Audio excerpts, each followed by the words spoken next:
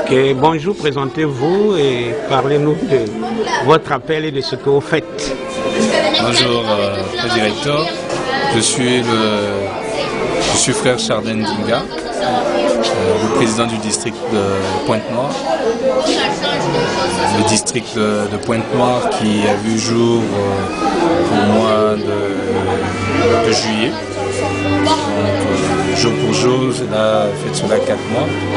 Notre district compte à ce jour 1053 membres, dispatchés sur 4 différentes branches, dont celle de l'aéroport, celle de Mpaka, celle de Pointe-Noire et celle de Luandili, qui est d'ailleurs la toute dernière qui était née.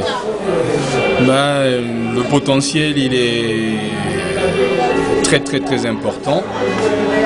Cela demande suffisamment d'organisation et de travail.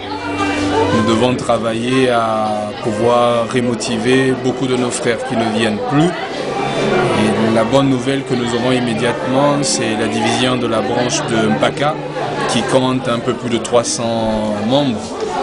Et donc tous les indicateurs en termes de payeurs complètes de dîmes, en termes de nombre de mariés, en termes de détenteurs de la pétrise de Messédek et de familles, indiquent que cette branche a tout le potentiel qu'il faut pour pouvoir la diviser. Et donc le dossier a été préparé, transmis à la présidence de la mission, qui à son tour l'a transmis à la présidence de l'interrégion. Nous attendons donc le retour et les informations pour l'approbation pour pouvoir organiser cette branche. Et l'autre challenge serait de trouver un bâtiment dans Mpaka même.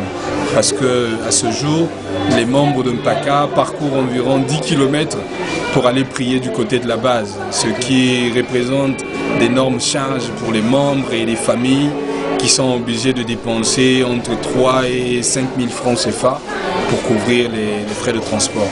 Un bâtiment a été repéré, le contrat a été proposé au propriétaire qui l'a validé.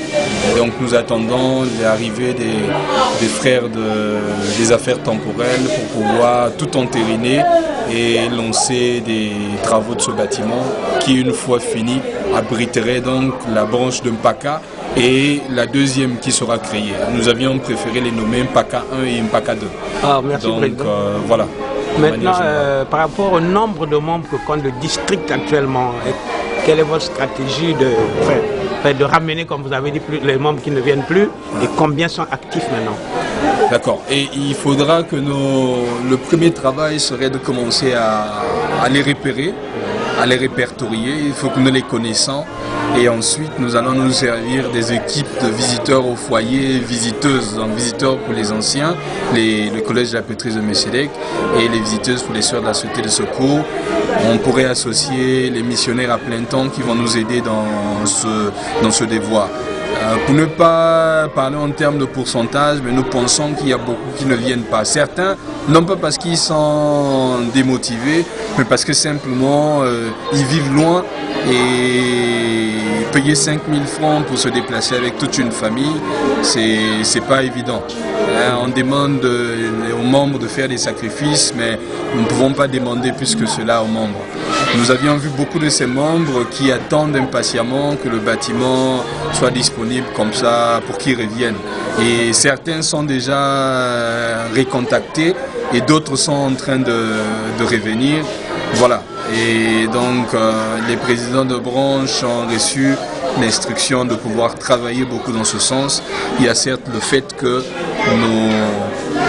nous avions des frères et sœurs qui rejoignent ou qui viennent dans la bergerie du Seigneur par le baptême, mais nous avions déjà un acquis, des frères qui sont les nôtres, qui sont les anciens, et que nous ne devons pas lâcher, et dont le devoir est, comme le Seigneur l'a recommandé, quand on a 400 brebis, même quand la 100e est perdue, on doit laisser les 99 pour aller chercher cette 100e.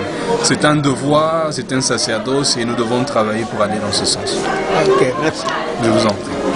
Je vois que tout est là.